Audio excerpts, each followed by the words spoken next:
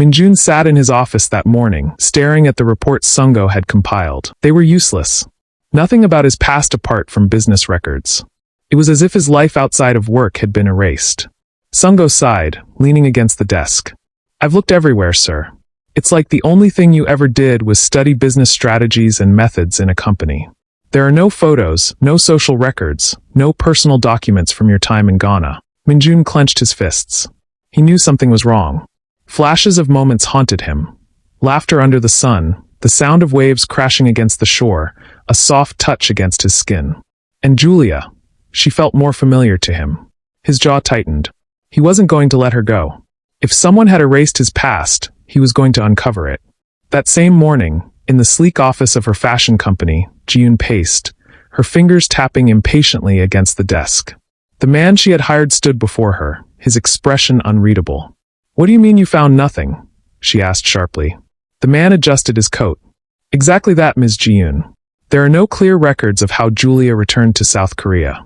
No visa application, no personal transaction for her flight ticket, no official work sponsorship. It's as if someone erased her trail." Jiyun's eyes darkened. "That's impossible. Someone had to bring her here. She didn't just walk into this country." The man nodded. "That's what I thought too. But whoever arranged it was careful." Jiyun exhaled slowly, forcing herself to remain calm. Her grip tightened on the desk. "If Minjun is starting to remember her, then we have a problem." The man studied her carefully. "Do you want me to continue digging?" Jiyun's lips curled into a smirk. "Yes. I want you to find out who made it possible for Julia to be here. And if she makes Minjun remember," she leaned forward, her voice cold, "we'll make sure she disappears before he remembers." Tomorrow, Minjun, his assistant, and Julia are traveling to Busan for a business trip. Follow them. The man nodded and walked out. That evening, Daniel sat across from Hyunwoo in the sleek, modern living room of his penthouse. The city lights reflected off the glass walls, casting a soft glow around them. Hyunwoo swirled the whiskey in his glass, his expression calm. "She hired someone to investigate how Julia got here," Daniel said, his tone tight. "Jiyun knows something is off." Hyunwoo exhaled sharply. "Then we have to be careful." Daniel nodded. "We knew this would happen anyway. But now there's a bigger problem. If your parents find out about Nathan," Hyunwoo's grip on his glass tightened, "they'll try to take him. And worse, they'll use him to control Minjun." A heavy silence settled between them. Hyunwoo set his glass down with a sharp clink. "That's not going to happen." Daniel leaned back, his gaze serious. "Are you willing to go against your family for this?" Hyunwoo didn't hesitate. "If it means protecting Minjun and his family, then yes." The following night, Minjun, Julia, and Sungo arrived at the airport, dressed in sleek, professional attire.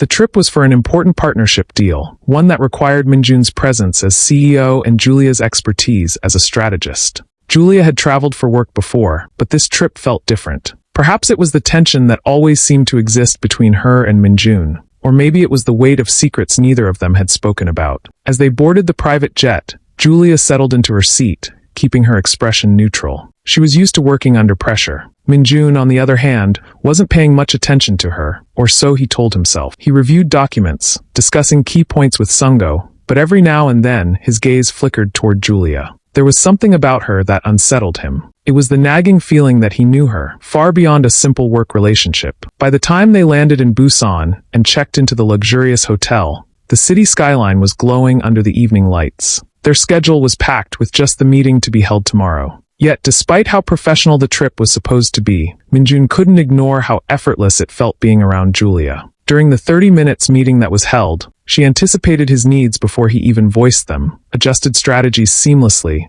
and moved within his world like she had always belonged there. Later that evening, Sungo excused himself, leaving Minjun and Julia to have dinner at the hotel restaurant. The restaurant was elegant, filled with soft music and the quiet murmurs of wealthy patrons. Minjun barely glanced at the menu before ordering his usual dish. As the waitress was about to leave, Julia suddenly spoke. "Remove the sesame oil," she said. "He's allergic." Minjun's hand, which had been casually resting on the table, suddenly curled into a fist. His gaze snapped toward her, sharp and unrelenting. The air between them thickened. "How did you know that?" His voice was low, edged with something dangerous. Julia barely hesitated, keeping her expression composed. It was in the company's health records. Minjun didn't blink. His fingers tapped against the table, slow and deliberate, as he studied her face. "That's a lie," he said. Julia stiffened. My medical records don't include my allergies, he continued, his voice calm but laced with quiet intensity. Not even my parents or the executives know. He leaned forward, his piercing gaze locking onto hers. Tell me what you know. Julia's breath caught in her throat. I told you, she said, forcing herself to stay calm. I saw it in the records. Try again. His unwavering stare made her feel exposed, as if he was peeling away the carefully crafted layers she had built. Julia's pulse pounded. Minjun, who are you, Julia? His voice was quiet but firm. And why do you know things about me that you shouldn't? Something inside her snapped. She pushed back her chair, the legs scraping against the polished floor as she stood. I don't have to sit here and be interrogated, she said, her voice shaking with suppressed emotion. Minjun didn't stop her as she grabbed her purse and turned away, but his eyes followed her every movement. As she stepped out of the restaurant, a man subtly shifted in his seat, watching her retreating figure with keen interest. He took a final sip of his drink before lowering his phone under the table, and typed a quick message to Ji-yoon. She snapped and walked out.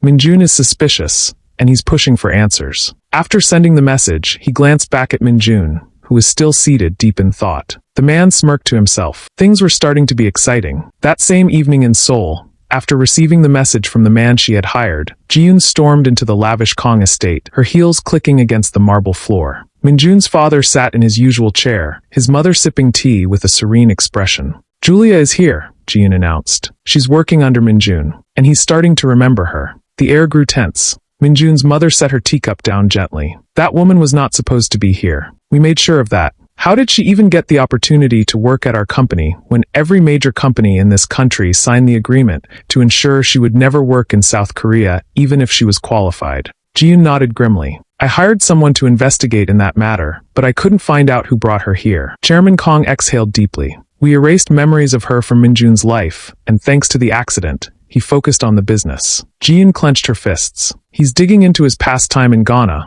but he hasn't found anything yet. His mother scoffed. Then we must ensure he has no time for distractions this time. His father's gaze darkened. We move the wedding forward.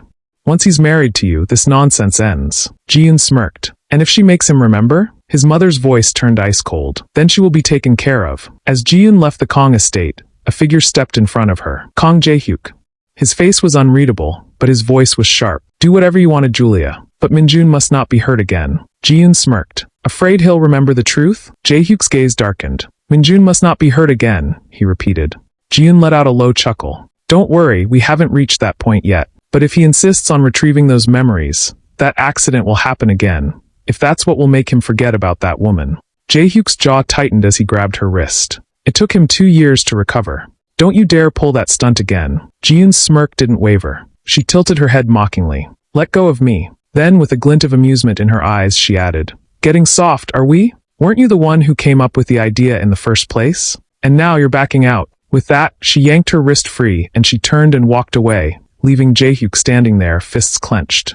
Minjun headed straight to the hotel bar after Julia had walked out, determined to drown his thoughts in alcohol. Meanwhile, after regaining her composure, Julia returned to the restaurant, where Sungo informed her of Minjun's whereabouts. She sighed, already expecting what she'd find. Sure enough, he was slumped over the counter, his posture heavy with alcohol and regret. Without a word, she slipped an arm around him, guiding him back to his room. As she laid him down on the bed, his hand suddenly shot out, gripping her wrist and pulling her closer. His dark, unfocused eyes locked onto hers, clouded with liquor and something deeper, something pleading. Before she could react, he tugged her down and crushed his lips against hers, hard, desperate, aching. Mrs. Kong, he whispered. Julia froze. That name, the name he used to call her when they were married. Her heart clenched, torn between past and present. For one fleeting moment, she let herself sink into the kiss, lost in the warmth of a love that once was. But then reality came crashing down. With a sharp breath, she pulled away, pulse racing, and fled the room without looking back. Left alone, Minjun lay in the silence, drowning in confusion and the ghost of a love he couldn't remember. The morning air was crisp, but the tension between Julia and Minjun was suffocating. They met with their business partners as planned, discussing contract terms and finalizing deals. Minjun was his usual composed self, his voice firm and confident. But something was off. Julia kept her distance, speaking only when necessary. Her gaze never lingered on him for too long, her tone strictly professional. Minjun felt the shift immediately. Last night, she had been in his arms, melting into his kiss. Now, she acted as though nothing had happened. It irritated him. Why did it feel like she was running from him? By the night time, they boarded their flight back to Seoul, but the silence between them was still suffocating. Minjun sat beside her, his jaw tight as he scrolled through his phone. He wanted to say something, anything, to break the wall she had put up. But every time he glanced at her, she was either looking out the window or pretending to be asleep. He clenched his fists. This wasn't over. After they landed in Seoul, Minjun turned to Julia. "We need to talk."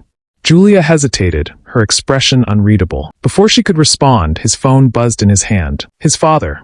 Minjun exhaled sharply and answered. "Come home immediately," his father commanded, leaving no room for argument. Clenching his jaw, Minjun shot Julia one last glance before heading to his car. When he stepped into the Grand Kong estate, he found his parents waiting in the living room. His father, Kong Dae-young, sat in his usual chair, his expression hard as stone. His mother, elegant and poised, sat beside him. Without preamble, his father spoke. "In 1 month, you will marry Baek Ji-yoon." Minjun let out a sharp breath, a bitter chuckle escaping his lips. "Ji-yoon is like a sister to me. I don't love her." His mother's voice was calm but firm. "This marriage is what's best for the family." "Best for you," Minjun shot back. "Not for me." His father's gaze darkened. "If you refuse, I will strip you of everything, your title, your position at LK Group. I will disown you, just like I did your brother." Minjun stiffened. His oldest brother, the one who had defied their father and paid the price. His fists clenched. "Of course you will," he said, voice laced with contempt. "That's all you know how to do." His father's glare sharpened. "Watch your tone, Minjun." Minjun exhaled sharply, shaking his head. "Do whatever you want."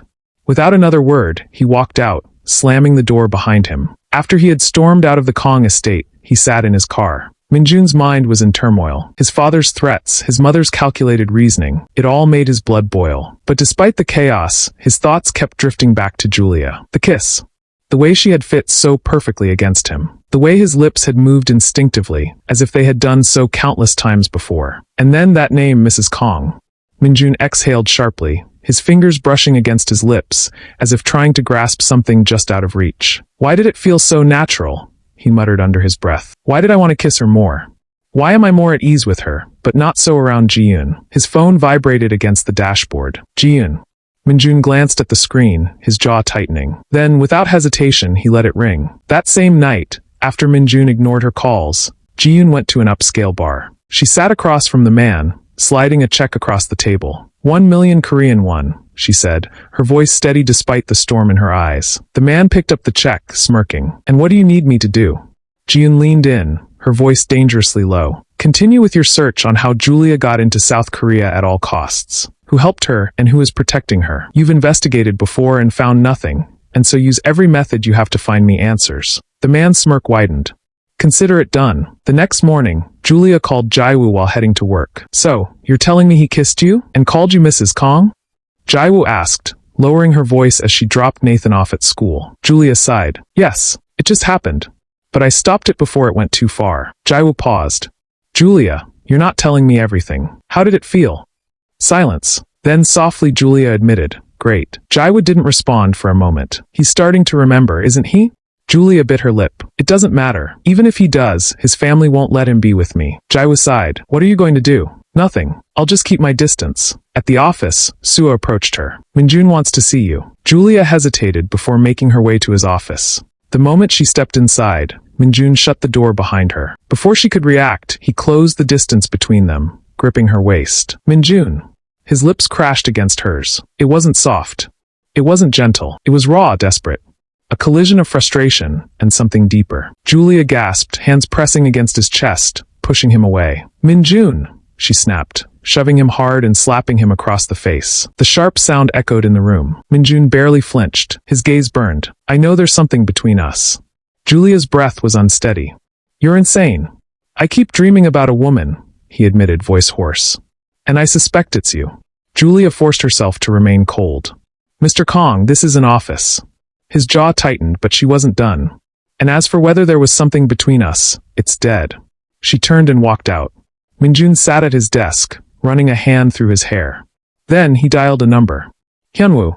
I think Julia was more than just an important person to me." Silence. Then Hyunwoo's calm voice. "What makes you say that?" Minjun dragged a hand through his hair, frustration simmering beneath his skin. "Whenever I'm around her, I lose control. It's like she belongs with me." His jaw tightened. And after that business trip, it's worse. When she walked into my office today, I kissed her. Hyunwoo was quiet for a moment before exhaling. The memories will come on their own, Minjun. Don't force them. Minjun's grip on his phone tightened. Can we meet? A pause. Then Hyunwoo's steady voice. Let's meet at a cafe in the afternoon. Thanks for watching. I hope you enjoyed the story. If you did, don't forget to like, share, and subscribe. Let me know your thoughts in the comments, and I'll see you in part 5.